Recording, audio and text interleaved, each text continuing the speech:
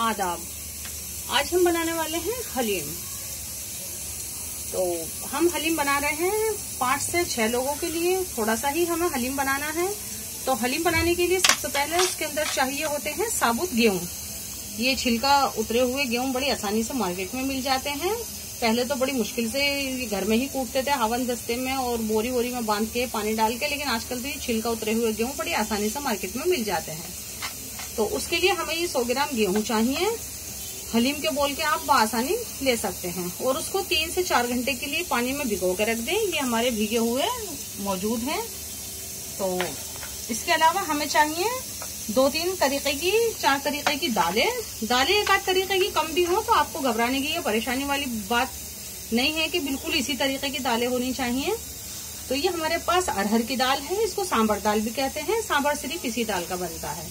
तो 50 ग्राम हमारे पास अरहर की दाल है, 50 ग्राम ही हमारे पास मूंग की धुली हुई दाल है, 50 ग्राम हमारे पास चने की दाल है, 50 ग्राम हमारे पास उड़द की धुली हुई दाल है। जितनी हमारे पास 1 कटोरी में दाल है उसकी डबल मात्रा में हमारे पास गेहूं मौजूद है, यानी कि 100 ग्राम गेहूं और 50-50 ग्राम ये हमने दालें ली हैं। और 100 ग्राम से थोड़े से कम और 50 ग्राम से थोड़े से ज्यादा हमने ये कच्ची बासमती के या खीर के चावल बोल के आप ले सकते हैं। ये हमने चावल लिए हैं। इसके अलावा इसके अंदर गोश्त बड़ा बेहतरीन चाहिए होता है, बड़ा अच्छा से पीसीज में होना चाहिए। बड़े पीसीज में हो तो जरा अच्छा रहता है कि वो गल के जब उसका रेशा खुलता है हलीम के अंदर तो वो बहुत ज्यादा बढ़िया लगता है। तो आप बोल सकते हैं कि हमें हलीम के लिए गोश्त चाहिए, तो वो बिल्कुल आपको इसी तरीके का देगा। इसके अलावा आपने क्या करना है, सिर्फ गोश्त घर में आ जाने के बाद उसको कम से कम आधा घंटे के लिए पानी में डाल के छोड़ दें। रेड पानी हो जाए तो हटा दें, फिर पानी डाल दें, 2 पानी बदल दें, तो आपको ये इस तरीके का एकदम साफ सुथरा गोश्त तैयार मिल जाएगा। इसके अंदर कोई इतने ज्यादा अलग से मसाले नहीं जाते हैं, क्योंकि गरम मसाले तो तमाम हमारे गरम मसाले में आ जाते हैं। तो इसलिए हमें सिर्फ इसके अलावा हमें चाहिए होता है, ये हमारे पास आधा चम्मच गरम मसाला है। ये हम इसके अंदर डालने वाले हैं। हम थोड़ा ही हलीम बना रहे हैं, जैसा मैं आपको बता रही हूँ 5 से 6 लोगों के लिए। तो ये हम डाल रहे हैं इसके अंदर आधा चम्मच पिसा हुआ धनिया और आधा चम्मच ही हम इसके अंदर पिसी हुई रेड चिली पाउडर डालेंगे और इतनी ही हम इसके अंदर हल्दी शामिल करेंगे जितनी हमने मिर्च और धनिया लिए हैं। तीनों चीजें बड़ी आसानी से ये हमारा मसाला देखें आप तैयार हो गया है। तो हमने क्या करना है, सबसे पहले ये हमारा वेजिटेबल ऑयल गर्म हो रहा है। हम सबसे पहले लेते हैं अपना ये गोश्त, इसके अंदर डालते हैं वेजिटेबल ऑयल।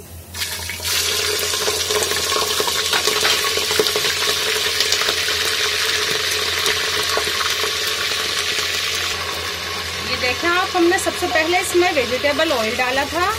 अब आप कहेंगे कितना तेल डाला था, आप अपने जायके के मुताबिक ले लें, बहुत ज्यादा ना लें। लेकिन हमने ये तकरीबन 100 ग्राम तेल लिया था।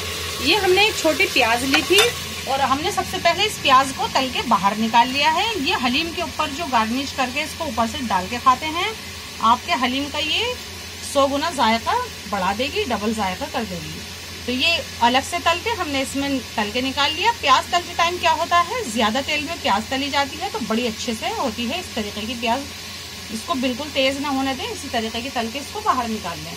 और ये हमने सबसे पहले जैसे शामिल किया है इसके अंदर गोश्त, हम इसको हिलाते रहेंगे। इसी के साथ साथ हम इसमें शामिल करते हैं ये अपना मसाला। ये हमारा मसाला गया है इसके अंदर। और अब आप देखेंगे कि हम इसको थोड़ा सा ही हिलाएंगे गोश्त को, और हम इसके अंदर फिर शामिल करते हैं कम से कम 100 मिलीलीटर नहीं बल्कि 50 मिलीलीटर ये गया पानी। और हम इसके अंदर सिर्फ अपनी गोश्त का नमक डालेंगे और हम इसको भुनेंगे। पूरा नमक अभी डाल देंगे तो हमारी बोटियां कड़वी हो जाएंगी। तो हम इसको पहले गोश्त को अच्छे से ये हमने डाल दिया इसके अंदर 50 मिलीलीटर पानी। अभी हम इसका ढकना नहीं लगाएंगे, हम इसको यूं करके 7 से 8 मिनट अपने गोश्त को पका लेते हैं। जैसे ही भुनाई पे आएगी इसकी आवाज तो हम फौरन इसको हटा लेंगे। इतने हम आपको बता दें कि हमारा गोश्त तो चढ़ा हुआ मौजूद है, ये मसालों का काम हमारा बिल्कुल हो चुका है।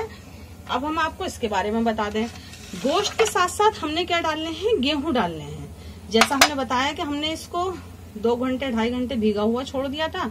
धोते टाइम 1-2 पानी निकाल के फिर हमने इसको भीगा हुआ छोड़ दिया है। ये हमारा गोश्त के साथ ही गलने वाला है। कम से कम 60 से 70 मिनट हम इसको गेहूं को और गोश्त को गलाएंगे। तो उसके बीच में हम इसको 50 मिनट गलाने के बाद अपने कुकर को खोल देंगे। खोलने के बाद हम उसके अंदर ये तमाम दालें और ये चावल शामिल करेंगे। बड़ी आसानी से समझ लें आप, मैं आपको फिर से बता दूंगी। गोश्त के साथ हम गेहूं डालने वाले हैं, उसके बाद हमें 50 से 55 मिनट पका के हम अपना कुकर खोल देंगे स्टीम खत्म हो जाने के बाद। और फिर ये हमारे दाल चावल और ये तमाम दालें उसी में जाने वाली हैं। उससे क्या होगा कि हमारा हलीम बहुत अच्छे से जब गल चुकेगा, दाल हम जब शामिल करते हैं, और आप चाहें तो इसको अलग कुकर में, जल्दी है, मेहमान आए हुए हैं, आपके पास इतना वक्त नहीं है, तो बहुत से लोग इन तमाम 5 चीजों को अलग भी गला लेते हैं। बहुत से गेहूं अलग और गोश्त अलग गलाते हैं। इस तरीके से भी हम बनाते हैं, लेकिन अब हम इस तरीके से बना रहे हैं।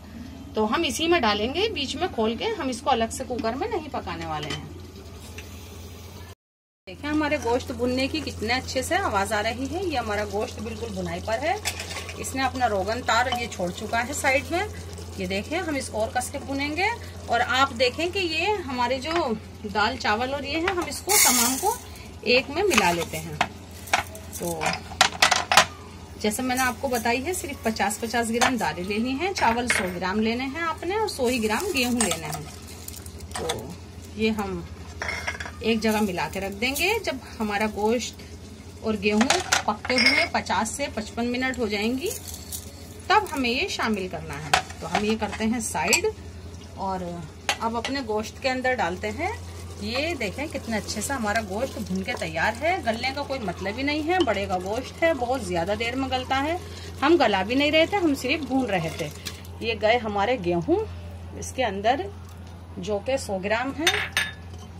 और हम इसके अंदर डालते हैं आधे में से 1/4 टीस्पून गरम मसाला इसके अंदर, ताकि हमारे गेहूं के अंदर अच्छे से ये रम जाए। इसके अलावा हम डालते हैं इसके अंदर, जैसा कि हमारे पास ये पूरा 1 लीटर की बोतल है, पूरा 1 लीटर की बोतल हम इसके अंदर पानी शामिल कर देंगे।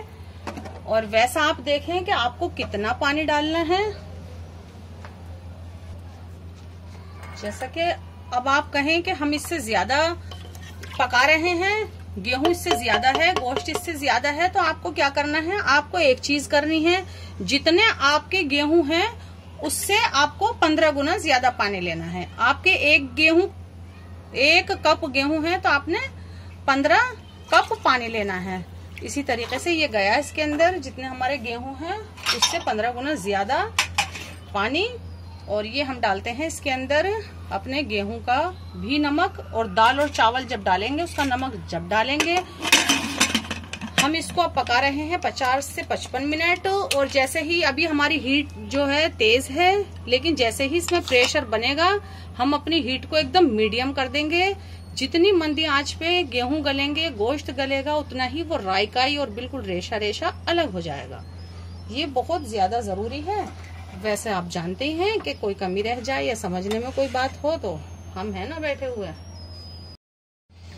ये देखें हमारा 50 मिनट के करीब गैस चालू था, 5 मिनट से ये अपनी स्टीम में था।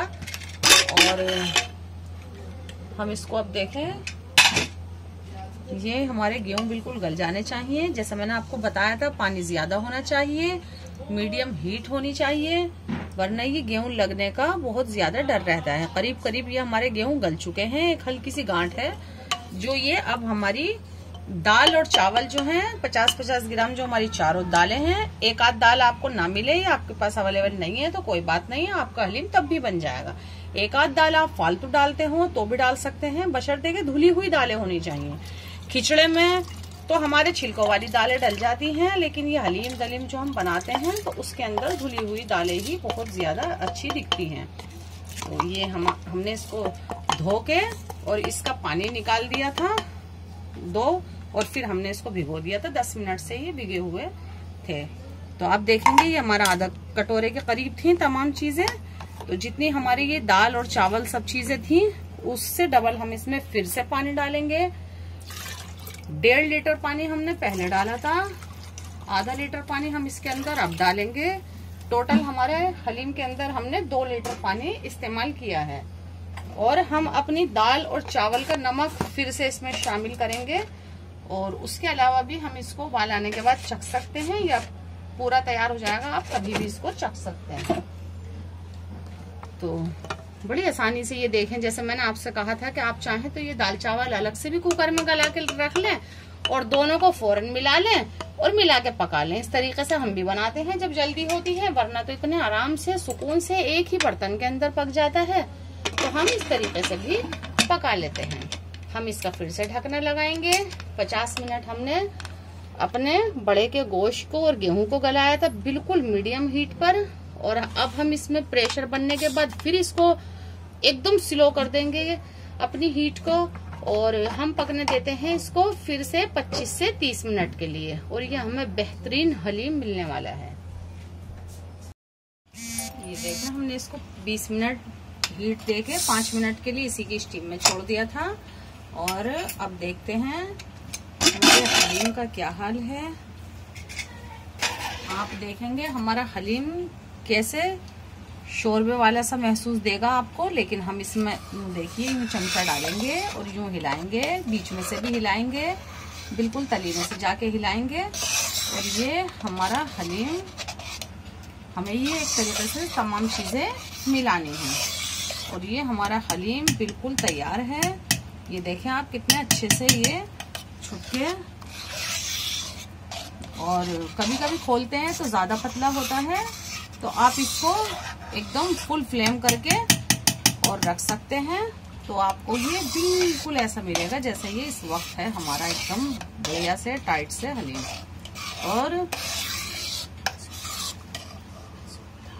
और ये देखें, हम अब इसको इस टाइम चाहें तो आप इसको छोंक भी सकते हैं, लेकिन हमने पहले ही ऑयल अपने हिसाब से ज्यादा डाल चुके हैं, तो हम इसको अब नहीं छोंकेंगे, बल्कि हमारे पास छुकी हुई प्याज मौजूद है।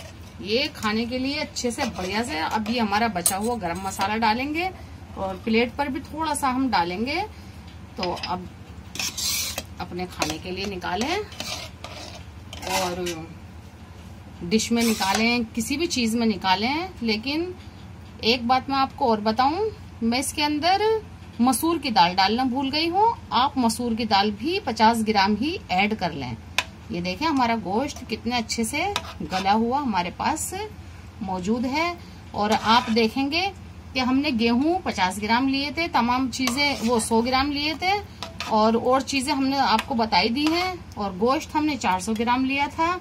और ये देखें गोश्त इतना गला हुआ कि ये हमने हल्का सा चमचा टच किया और ये हमारा गोश्त एकदम रायकाई हो गया। इतना गलना जरूरी होता है गोश्त। तो इस तरीके से चाहें तो इसको अलग बोटियां करके घोट के भी डाल देते हैं, लेकिन ये इस तरीके से गली हुई बोटियां होनी चाहिए हमारी। तो इस तरीके से निकाल लें अपना हलीम। ये देखें हमने अपना हलीम बढ़िया से निकाले, और इसके ऊपर अब किस चीज की जरूरत है, एक चुटकी तो गरम मसाला बिल्कुल जाएगा ही जाएगा, और इसके अलावा इसके अंदर एक नींबू का रस या हाफ नींबू या क्वार्टर इस तरीके से सजा सजा के भेजते रहें 1 से 2 लोगों के लिए। ये देखें गरम मसाला हम हल्का सा जरूर डालते हैं ऊपर से, और ये बारीक कटी हुई अदरक, और छोटे बच्चे घर में ना हो तो हरी मिर्च भी डाल लें। वैसे आज मैं हरी मिर्च नहीं डाल रही हूँ। ये गया, और इसी के साथ साथ सबसे मेन जो मैंने बताया है, हलीम का असली मजा कब आता है, जब हमारे हर निवाले के अंदर तो बोटी हो, और हर निवाले के अंदर कम से कम ये 1 पीस तो प्याज का होना ही चाहिए। तो बिल्कुल आप हलीम खाते चले जाएंगे। बहुत ही ज्यादा बढ़िया और टेस्टी इस तरीके से हलीम बनाएं। ये देखें, अब इसके ऊपर जहाँ कहीं भेजनी हो, पड़ोस में भेजनी हो, कहीं अपने दोस्तों में भेजनी हो, इस तरीके से अपनी प्लेट या अपनी डिशेज सजाएं, और इस तरीके से सजा के इसको खाएं, खिलाएं, खुश रहें, जरूर बनाएं, और हमसे इसी तरह जुड़े रहें। हमारे चैनल को सब्सक्राइब करें, हमारी हौसला अफजाई करें। अल्लाह हाफिज।